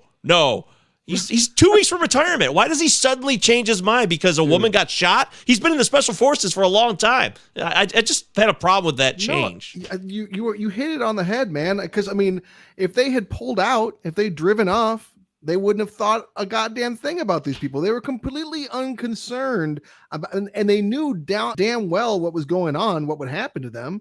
But once they're faced with physical proof that they're going to be murdered, then they suddenly have a problem with it, which maybe that's part of the point. I mean, maybe that's partly what Russell's trying to say, that like it's easy to be dismissive of people and put yourself first and put money first. But once you're confronted with the humanity or that kind of brutality, then you have no choice but to respond in either a human way or an inhuman way. So it could be intentional, but I agree. As I'm watching the movie, it feels like a sudden and abrupt about face from one of our protagonists, and it's like necessities changed. Like, that doesn't explain anything. Well, and the thing that doesn't make sense to me is why couldn't they have just changed that role? Why didn't they have Mark Wahlberg, who wanted to stay and fight? You know what I mean? And George Clooney, they make the characters the way they actually are already. Why make them both do a 180 about face? Yeah, not super consistent. Yeah, that's a great point. Mark Wahlberg should have Troy should have found a way to convince Archie to stay and take care of things that made sense instead of the other way around. That could have been better. Dude, I almost forgot to say another Judy Greer appearance. Judy Greer. Every fucking Judy Greer. 104 episodes, 104 mentions of Judy Greer. The Judy Greer. By the way, is the whole when the movie starts, it says Ice Cube's on a 4-month vacation from Detroit. And then later on in the movie, we learn that Barlow is from Detroit, and they keep referencing that. I'm like, did someone forget what the references were in the beginning in the script and misplace the characters of Detroit's and their location? Because it didn't make sense if you look at it like that. Yeah, they're not all from the same town. Well, 2 of them are. Apparently 2 of them. Okay, yeah, I mean, that's a minor detail. No, I noticed that too. I noticed that. And that was, I don't know why they put that on there. 4-month vacation from Detroit to be in war. That was this whole when it's fictional characters giving us a backstory and then what happened. Let's catch up with them later. What is this? It's so 90s. It's pretty wild that he gets to call his wife too. Is their life good now? They're not real. Oh, you mean at the end? Yeah, it ends with a freeze frame and then title cards. Classic. Yeah, they don't really do that with movies anymore for good reason. Well, but let's talk about this movie is going to get a lot of credit from me for getting into the horrors of war and the challenges of individual one-on-one conversations and decisions that are happening in a moment that are under the umbrella of a massive operation or a massive war, and a ceasefire is in place, but there's collateral damage, but they're human beings. They're not just pieces of material. These refugees, they basically are refugees. They want to get out of Iraq to get to Iran, and they have so much to offer, but at the same time, you get this anger from other members of their clan and from the Iraqi Republican Guards who, like that guy who tortures. Saeed? Yes. Yeah, he tortures Barlow, Wahlberg's character. Oh, I mean, that is such a powerful. Yeah, but no, that's the best. My commentary buddy, my main man. Yeah. Oh, dude. Yeah. That's the best commentary in the film is Saeed's character, because Saeed is like, he's talking about how his wife was mutilated, how his son was murdered by Americans, and you're sympathizing with this torturer as he tortures your hero, which that's a big move. And you don't want when Archie gets in to free him and Barlow's pointing a gun at Saeed, like, you don't want him to kill Saeed. You're like, fuck, don't kill this guy that was just torturing you. Yeah. And he doesn't. You're like, oh, thank God. Yeah, which is, dude, that's great. It's brilliant. And they're showing us David O. Russell is making a decision to show us fantasy images of Troy's kid and his wife dying, as opposed to Saeed Tagmawi's character's family, who actually were killed. Well, we do see the crib get blown apart. Oh, I always thought that was Troy. Like, I always thought that was like Troy thinking that maybe that was going to be that could happen to his daughter, because they did the same thing with his wife. But not the only kid to die in this movie, by the way. The sniper kid gets blown up by the tank. They don't pull any punches in this one. Hardcore. But you nailed it, man. And that's maybe one scene out of the whole maybe hour 40-minute movie where there is some seriously great commentary about the conflict, maybe the idea that, production of, like, the way that we know about, most of us know about the first Persian War, basically, is oil prices and the production of oil and how it fucked Iraq's economy and stuff, but like that's like the only scene they actually get into some really meaty stuff adversarially that can get you thinking. I could use some more. I would disagree. I mean, when they get out from the gas underneath in that like underground cave when the refugees save them, the guy talks about he went to a business school, Bowling Green. You know, he speaks English, was educated in the United States, Curtis. and they have this debate about Cliff Curtis. Yeah, Cliff Curtis, of course. Cliff Curtis, yeah, back when he still played anything. There's But Mexican, whatever right, brown guy you bar. needed. Cliff Curtis is going to show up and play. Well, I thought that there was more of it too when, they come rolling up and then you have the people all screaming, we love America and asking, basically like, oh, you're here to help us. You're here. And I thought that meant a lot to me too. Like watching that, I was like, oh, it kind of hurt a little bit. Cause it's like, it's hard they're to there watch. to steal. They're there to steal the gold.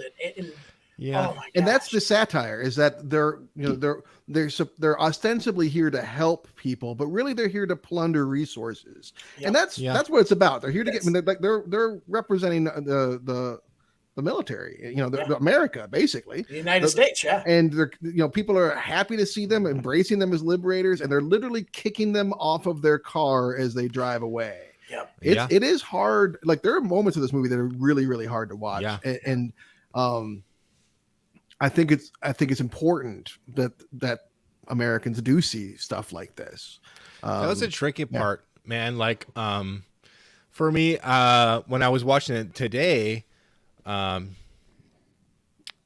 thinking about people clinging to airplanes as Americans fly out of a conflict. So when I see somebody get booted in the face as they're driving away after stealing money, I'm seriously conflicted. But to your point, man, we got a special forces officer who's been sent on missions.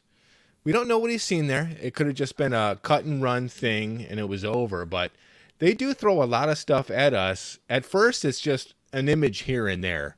But when it all builds up to one picture, we have nothing but a really gross, disgusting, contemptuous theft surrounded by people that just need help. So that's why I do really feel for Archie, and I think we got a complex character here with a great arc.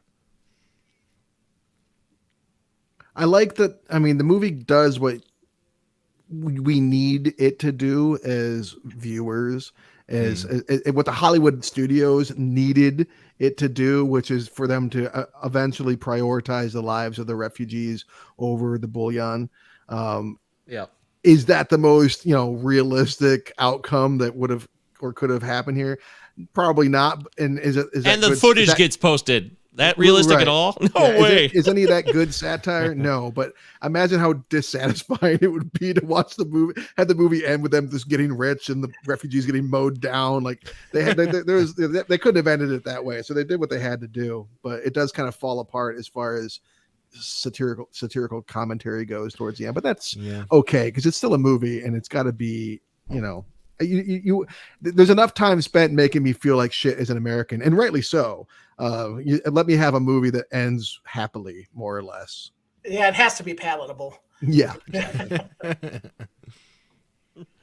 Yeah, I think that that's how that story is going to end. The satire can only go so far, and in the end, I actually thought for a moment though that Barlow was going to die, that his own troops are going to get him killed because they were so pissed off and so by the book when they hold him and get him all handcuffed because he needs to let the air out of his lungs. I actually was like, oh shit, is he really going to die? I couldn't remember the first time I saw it. So I will admit they got me there a little bit on that part. But, all's well that ends well, honorably discharged, because the footage from maybe she finally won an Emmy Award. I don't know. If not, for NBS, she and her cameraman get that footage out, which would never, ever happen because they would confiscate that. The military would make sure that stuff never got out. So that is total fantasy land, and satire goes right out the window there. I completely agree. Steve. Yikes. Oh, you disagree? I don't know, man. Like that first Persian Gulf War, I mean, I believe they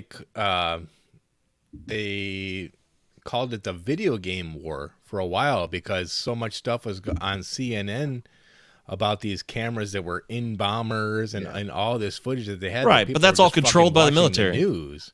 But it was still there was still journalists that were reporting live from battlefields. Again, controlled by the military. That's all I'm saying. So I don't disagree with you there. You're right. But what else? Steve, you picked this movie. What else? What are some other things we need to cover? Because this movie has so much going on. Well, there are a couple of things that made me kind of scoff a little bit, like the football taking out the helicopter. I mean, come on. All American, baby. It's got C4 on it. It was fun. I know, but it was a Rambo 2. Come on. a little too much, and we already brought it up. But at least they like they foreshadowed it enough. They had like 2 instances where it was just a football bomb out of nowhere. At least they prepped us for it. You're right. They did do that, but the helicopter, why would it get that close? It just, I mean, my Lord. But oh boy. But I really liked the bleaching of the color. I thought that was great. I really loved the bullet shot. Again, the cow exploding, that was a little much for me too. The heads flying on the car when he stepped on the mine. But overall, the cinematography at the shots in the village, I thought were great. I really loved those shots. Again, they got a little much at times, but that's all until we get to the roundabout segment. I don't want to go in too far here. Those poor fucking birds, man. I will point out that I had to look. I'm like, did they actually coat these pelicans in oil? They're rubber. They're all fake pelicans. Yeah. Really? I want to know. Are there really? Why is there pelicans nearby? Is there water nearby at all? That's what I was freaking out about. There's no water in Iraq. Did you know that? Not a single drop. Not a single drop. Yeah, None. Anywhere. None. But I was just glad that they were fake pelicans. And while that was a real cow head that Mark Wahlberg picks up off the car, it was a cow that had died of natural causes, which I found. I'm like, okay, all right. they had chopped it up and used its head, but at least it died of natural causes. Throw that head around respectfully. So we still don't know who the 3 kings are. Chad's point in the email prior to us getting into this film, it's called 3 Kings. There isn't 3 kings. There's 3 survivors, I guess, but no, because Jamie Kennedy. You're right. There's 4. But he's like a pawn in a way. I guess he's, I don't really consider him part of the crew. We don't need to debate that. I'll acquiesce if you want to challenge it. But all I know is I don't give a shit about the title so much because the title could really mislead you into what's going on with this film. And I still wonder, since they get to live this happily ever after life, did they keep some gold somehow? I don't know. It seems like it's ambiguous at the end of how all that finally played out. Did they stay in touch with their pals? Their new refugee pals that moved to Iran? Did they live a good life? How come we didn't get anything about them? We only got it about the soldiers. We didn't get any follow-up closure about what happened to the refugees who got through the border to Iran. Yeah, I'm not sure about the Iraqi refugees going into Iran. There's not exactly known for having awesome relations between those 2 countries. But Ice Cube does go work for George Clooney, I guess. They're buddies with Barry Bostwick on the action movie set. That was Barry Bostwick. Ice Cube used to work at Detroit Metro Airport. That's where he was working. He was from Detroit. My dad used to work there too. Oh, I didn't know that. John Roy. How about that? They have so much in common, my dad and Ice Cube. I was going to say that. Is there any of these characters, though, that you guys identify with the most or the least? I think we got clearly Travis's least is Conrad, Spike Jonze' character. But, for me, I identify with Ice Cube the most because he was so consistent as a character. He's the guy to me who, the hardcore. Right. Yeah, naturally, the Jesus Fire guy is the one that you gravitate to. Clearly, yeah. I hope that's obvious by now. If you guys, know me on this show, I'd love Christ big time. But he's most consistent, and he always stays cool and measured, and I like that about him because it's a guy that you can rely on. Even though he gets that tiff with Conrad, that was Conrad's doing. That wasn't Ice Cube's doing. So we're supposed to say who we identify with most? Yeah, you could say whatever you want. I just wanted to share what I identified with him the most. So I thought he was well done, too. I got no sense of direction, so maybe Jamie Kennedy character? That was kind of pre-planned. Yeah, I don't know. I like Yacht Rock, so I guess Ice Cube. Butt Rock? I don't think I really identify with any of them. I wish McKelty Williamson was in this more. He was such a badass in this movie. Good. He's really I wanted more of him. I wanted more Holt McCallany. I fucking love that guy. He's good too. He's finally getting his just desserts. I feel like he always plays a soldier or like a cop or something. But rough. Yeah, he's gruff. But I really liked Michael T. Williamson in this. I mean, he is such a good actor, and he's so different, and he just does something different in every role that he plays. And I can never it's always like, shit, yeah, there you are. Like, you just fucking, he's got this way of I think that it's in his cadence or something where he's really good at he's really good at just like finding a voice for the characters that he plays. So yeah, I mean, it's 99. This is a year after like Saving Private Ryan, which was the big war movie, and no one really had the budget to, especially for me, this is kind of a really interesting bridge between independent and major studio war movies. Yeah, because no one was given any independent filmmakers a budget like this to make a war film. And when a studio does, I believe Warner Brothers, you get this very fucking weirdly independent, like I say, kind of like MTV Spring Break, weird ass direct editing choices, take on war.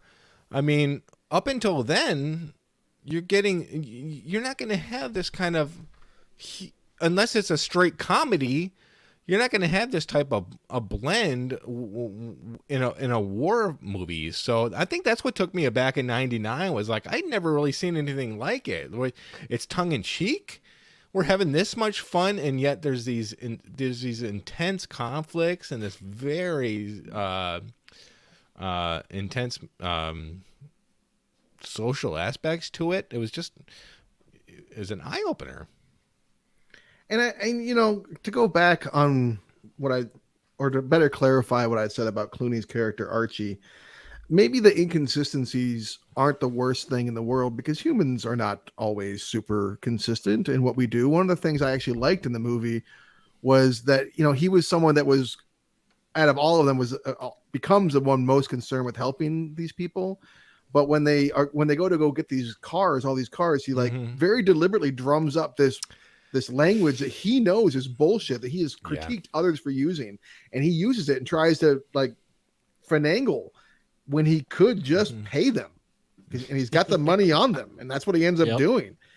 So I do appreciate a flawed hero, and these heroes are all pretty fucking flawed. I'll give them that. Yeah, I really appreciate the fact that, I'm sorry, Steve, that either David O. Russell or John Ridley or whoever the fuck wrote this screenplay. It doesn't sound like John Ridley did very much. The jury's still out. At least on this.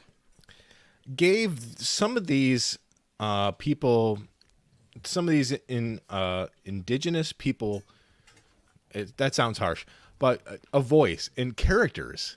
These aren't just like the Iraqis or the Iranians or these refugees. They really seem like people, right down to the guy who wants to start a salon.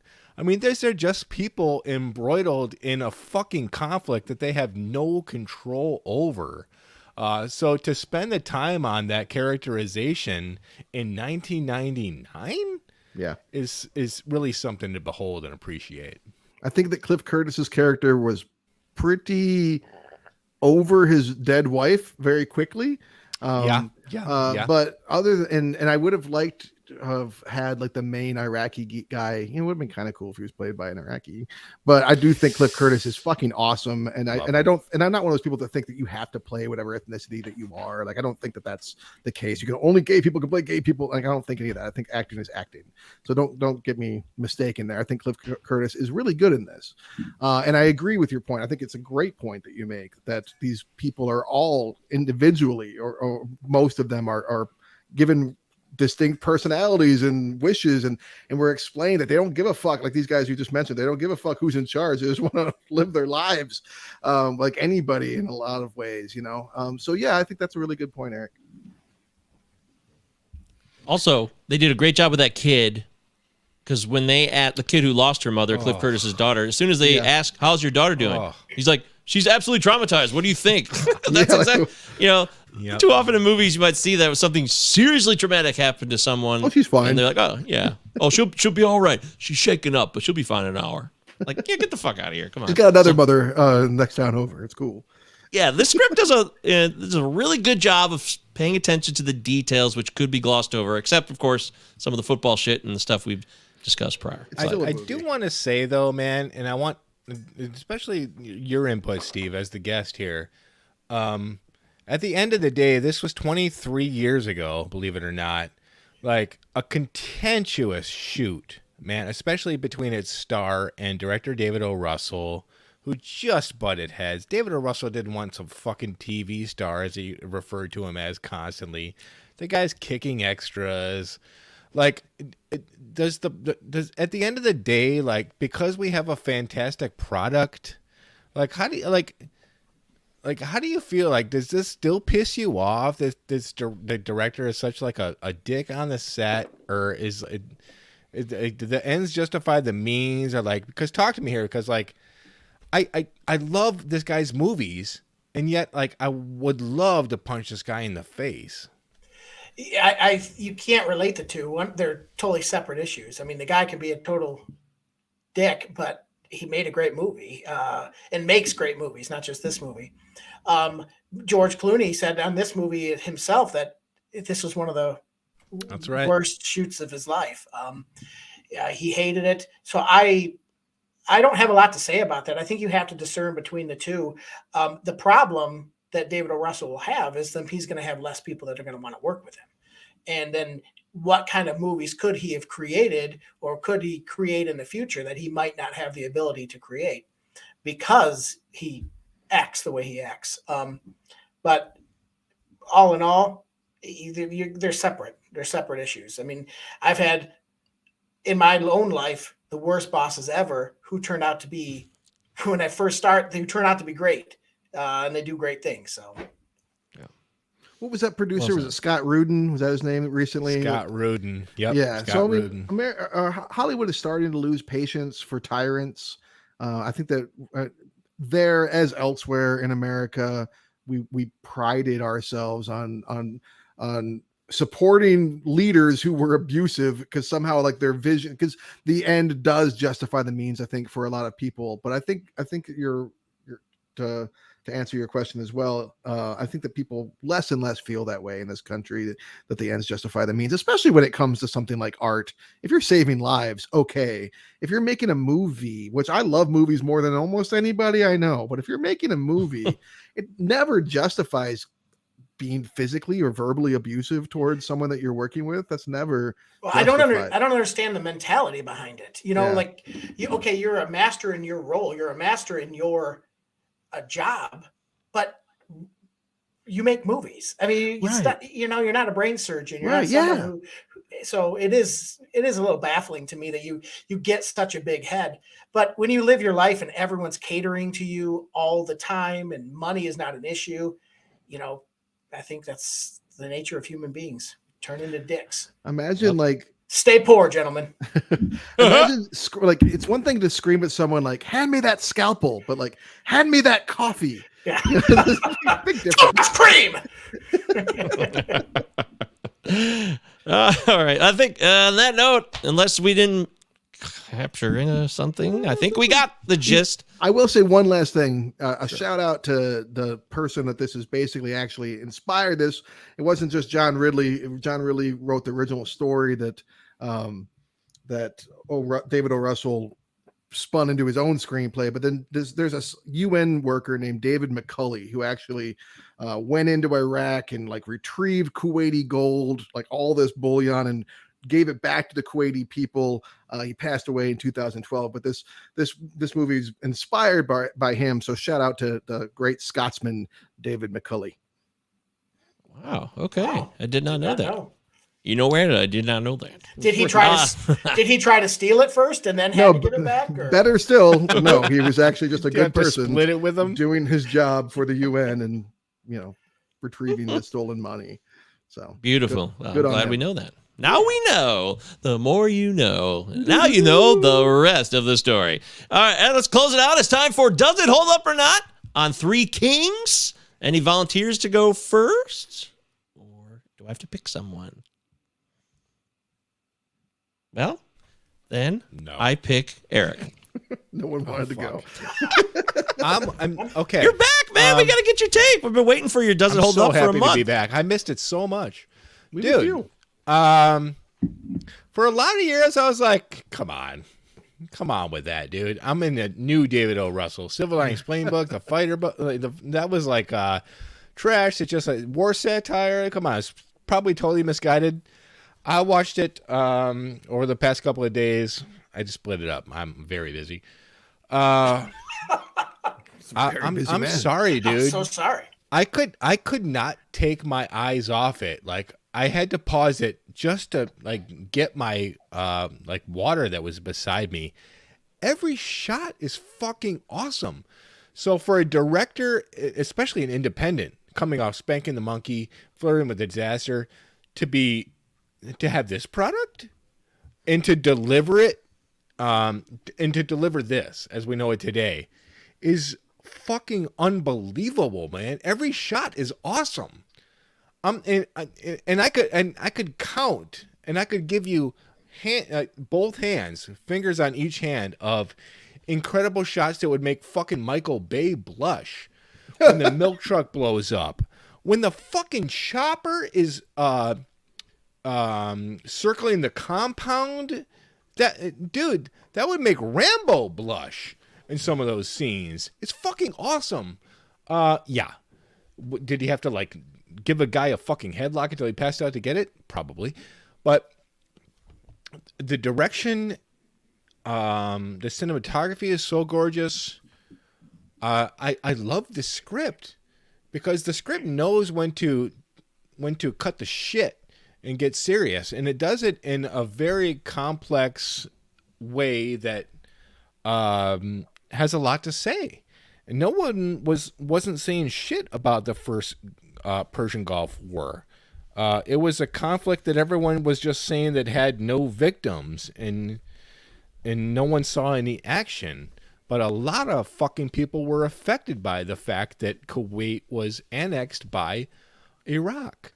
Be it as it may.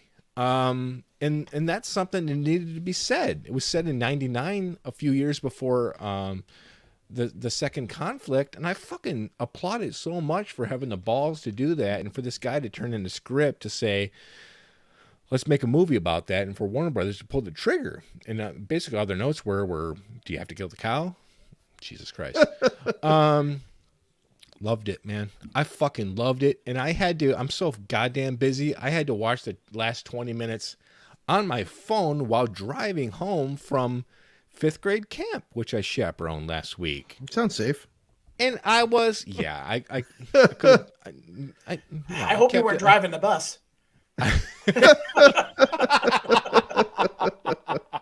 Yeah. The wheels of the bus go round and round. Shut the fuck up for a minute. Yeah. Well, we don't talk about Bruno. Jim Gaffigan's on screen. I had no idea he was in this. No, man. But seriously, safely. I had that sucker thing on the windshield. I was crying. When Conrad died, I was crying. And I was like fucking driving at a red light in Gary, Indiana, which I had to really watch myself anyway. But I was crying because, first of all, man, just to go back, I love that relationship. It's like someone's little brother just fucking doesn't know any better in a war, and nobody knows what the fuck is going on, even why they're there. They just have these little. I think this movie is more complex and has more substantially to. Maybe even people let off in 1999, man. It absolutely holds up. I fucking loved it. I underestimated it. Man, if you haven't seen it, check it out immediately, in my opinion. Holds up. Wow. All right. Yeah, wow. Go ahead and jump in. I'm ready. Do it. Since you brought up that ending, one of the things I did have a problem with was I'm watching the movie and I'm like, you're a soldier, you're running away. All the other soldiers are running with you. You're going to double back with one other dude, perch yourself in the weeds there, wait for a group of armed men to show up and take your shot so you can kill one of them maybe, and give your life up for that. What are you, a pawn? Like literally a pawn that you just like didn't. So that was maybe partly why I wasn't emotionally affected by Vig's death, because I'm like, why the fuck? Who would choose this? Like, this doesn't make sense. So again, I obviously had a lot more issues with the movie than you did, Eric. I mean, I was not wrapped. I paused it and walked around a couple times to go looked out the window. I remember I paused it, just stood out looked out the window for a while. Like, oh, this is the scenery. Here's what it looks like out there. So I was not nearly as enamored with it as you were. I do think that George Clooney's a fucking movie star, and this is one of the movies that helped drive that into people's heads, and I appreciate that. More than anything, it's the satirical elements here. There are some really strong, uncomfortable truths being shown to us in ways that are sometimes sugar-coated with comedy or action, but ultimately uncomfortable. And like I said earlier, I think it's kind of stuff that Americans need to see, especially about this war that we just glazed the fuck over, and we, a prelude to what came later in our collective memory or something. Very real losses, very real. Like, one of the main things, and we have not harped on this enough, one of the main points of this movie is it really highlights how America left these people high and dry. We got Saddam out of Kuwait and then said, good fucking luck, especially to the Kurds. Like, hey, good luck. You do what you're going to do. And maybe we'll help you. Maybe we won't. So, and I think a lot of Americans were still singing that Lee Greenwood song, even when this came out in 99. So I think that that's an important movie. Is it the most entertaining movie I've ever seen? Am I going to rush back to watch it again soon? I'm not, but I do think it holds up. I think it's an important commentary and a unique opportunity. We don't see this very often, where an independent auteur is just thrown money by a studio. I wish it happened more often. There was a minute there where it was happening somewhat with some sort of regularity. We've talked about it before with Wes Anderson, for instance, but yeah, it holds up. Wowzers. Well said there. Steve, I'll give you the choice. You can go after me or you can go next. You're the special guest. Yeah, I'll go right now. Let's do it. Do it. So I really, Eric, I thought nailed it. Put the nail on the head. I really loved the direction. I really loved the cinematography. Again, as I said, sometimes it got a little heavy-handed and got a little tiresome. But for the most part, I loved the bleaching out of the movie. I thought that, to me, it kept things on the surface, and that's what this movie did to me. It was this is a movie about war. This is a heavy subject, and yet the direction and the characters, they kept it light throughout. They got deep at parts, but for the most part, it almost skimmed across the surface of this light-hearted, almost like the Americans skimmed over the war itself, because all we saw on CNN was a couple of lights in the dark sky of bullets flying. We didn't even know what we were there for. I mean, we this war happened, it came, and we skimmed the surface of it. And I thought that's what this movie did. It didn't dive deep except for at certain points. It really stayed on a level that, I'm not making myself clear, but I really, really enjoyed it. I thought the movie itself, all the characters in it were great. Archie Gates, he cracks me up, George Clooney. Troy Barlow. I mean, it's amazing seeing these guys as young as they are in the movie. It's after seeing them now. Mark Wahlberg. But again, I don't know how to make my statement a little more so you understand it, but it just, overall, yes, it held up. It held up to me big time. It really held up. In fact, I liked it better than I think I liked it when I watched it back in 1999 or 2000. I wasn't expecting to enjoy it as much as I did. I kind of was expecting to be like, 50-50. But I really enjoyed it. Really enjoyed it. How about that? Wow. Okay. Very impressive. Well said. Well said, Stephen. You did a fine job. Your point was definitely clear to me. That was not well said, but I appreciate it. Well, look, it's a movie. It's got people in it. It has moving images. It's over an hour and a half long. Those are good things. And sometimes you look at a film and you wonder why you're watching it. I don't know. Sometimes you don't at all. You're just like, I'm not even paying attention. But this movie makes you think. It definitely puts you in situations where you would say, what would I do if I was in that situation? Would I be the one to ignore it and just spoil myself because this is my only chance at life? I don't get a second chance? Or would you put yourself in harm's way for other people you don't know, but you know what's happening to them is wrong or unsavory, to put it mildly, I suppose. In the end, it's a movie that I really had mixed memories of. Like, didn't that happen? It was like some guys running around a desert and they just kind of like get fucked up and things don't quite work out. But it's much, much deeper than that. And I do think this movie holds up because it asks questions that need to be asked and confronts you with brutal truths that are real and valid when it comes to nationalistic tendencies for whatever your country is. Just as maniacal in a way all the soldiers are for their United States of America, there's plenty of that on the other side too. It's not shown as much, but these Iraqi fighters, they are terrified of Saddam too, so they're also living under a terrible amount of fear, but they're also willing to dedicate their lives and sacrifice their lives for the country in this situation, whether there be various reasons for that or not. So yeah, this movie holds up. It's an interesting think piece. I think I would strongly recommend it to anybody. If you've never seen it, give it a shot. And I don't see why this movie would ever not hold up as it goes on another 100 years or so. I really don't. 4 out of 4 holds ups. There it is. There it is. Yeah, I got to re-rank my David O. Russell movies now. I don't know where this one fits in yet. I still have to consider it, but clean sweep. Top 3? Good choice, Steve. This is a good choice for the show. Definitely. Great choice. Oh, thanks. Yeah, it turned out, as I said, I enjoyed it even more than I expected to enjoy it. So I don't know if I would ever even really jump back in unless like it was on and somebody else wanted to watch it. And those are always interesting picks. Not a fun movie to watch? And it was one that held up under scrutiny, so that's nice. Yeah. You know what I mean? Like, I if I had watched it without the pen and paper, I maybe would have. That always changes things to put it through that prism. But there's a lot there to think about, which was cool. Mm-hmm.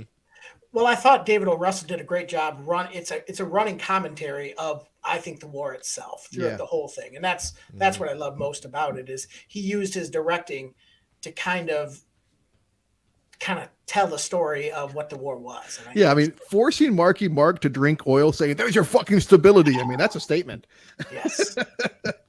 Yeah. Cool. And another cool thing is like in war movies in general, when you watch films like All Quiet on the Western Front, in terms of a World War I film, and then you watch like Sands of Iwo Jima for a WW2 film, and even like early Vietnam films, like a lot of filmmakers weren't telling you like different discerning stories about what actually happened. Like right after that, it's really refreshing to see a filmmaker make a movie on that war in '99. Well, in fairness, Apocalypse Now came out 5 years after Vietnam War ended. Yeah, it's true. Yeah, wow. Yeah, but I'm betting there wasn't a lot of scripts in the hopper for a Persian Gulf movie. And No, this was surely probably the best out of any that were in that hopper. All right, fair enough. Well, that's it. We did it. It's called the Cinema 9 Podcast, and every week we decide does a movie hold up or not. And we thank Steve Laskowski for choosing Three Kings this week. Steve, we love you. But before we go, we got to find out what next week's movie is. And I think we're back at the top of the board, Travis. We are. So I'm going to get us out of the 90s. We've been in the 90s for a minute here. It's time to get out of the 90s. Love the 90s. And it's time to go to a decade that we have not spent any time in, the 1970s. There it Time is. to my go to the God. 1970s. Now, part of the problem with going with older movies is that, I mean, if you've seen them, they're probably more classics. So I have some movies in mind that are all kind of classics. But I wanted to give you guys some options. So you have an option between comedy or science fiction. Oh shit! Comedy. Oh shit! Eric? Oh damn! Fuck! This is really hard. It is. I can tell. Dead air. 70s comedies or 70s science fiction? Yes. Oh my god! Science fiction. Yeah, Steve, you're gonna be a tiebreaker here. So I'm gonna get Logan's Run. I'll take science fiction. So it's gonna be science fiction. Now you have dirty dystopia or clean dystopia. Oh shit! I'm still gonna get Logan's Run. Dirty. Mike Mike give says me dirty. I'll take Dirty. Dirty. Or 1973 Soylent Green. If you said clean, it would have been Logan's Run. Yes. Soylent Wow. Green. Made out of 1973. people. That's right. We're doing it. That's right. Well All done. right. That reminds me of childhood. Travis used to always talk about this movie when we were kids. In fact, Watch it. the band was a band named after this, or was it a song you wrote that had something to do with Soylent Green? I think I had a band called. It was Soylent an Green. early days. I'd actually forgotten that, but one of the many high school garage bands I had, I think, was called Soylent Green. Yeah, I think it was. Yeah, that's how I first ever heard of it. Green. First ever. So. Soylent Green. We're doing it. Charlton All right. Heston. I've All never right. seen it. Chuck We've never Hens. seen it? I've never seen it. I've never seen it. Neither Yeah. one of you guys have seen it. Oh man, I grew up on this movie. So Why all right. see it when you already know it's made out of people? Mr. Phil Hartman. Spoiler alert! Jeez, guy. All right. Well, we finally cracked the seal on the 70s. It's a good call. We're going back Steve, in time. It's been a pleasure. Yeah, Oh, Steve, it's always what's going good. on, man. It's always good seeing you guys' face. I miss you guys. We love you. Yeah. I love you Virtual hugs. Love you, Virtual buddy. hugs. Yeah, you were a great guest. You're welcome back anytime. We'll do it again, I'm sure. As long as we're alive, the show will continue forth. But until then, that does it for this edition of the Cinema 9 Podcast. I'm Michael Govier. He's Travis Roy. That's Eric Branstrom. And for Steve Laskowski, our dearly departed guest, he's not dying. He's just departing. He's leaving. Jesus. But we thank you. There's a document in that guy's ass. I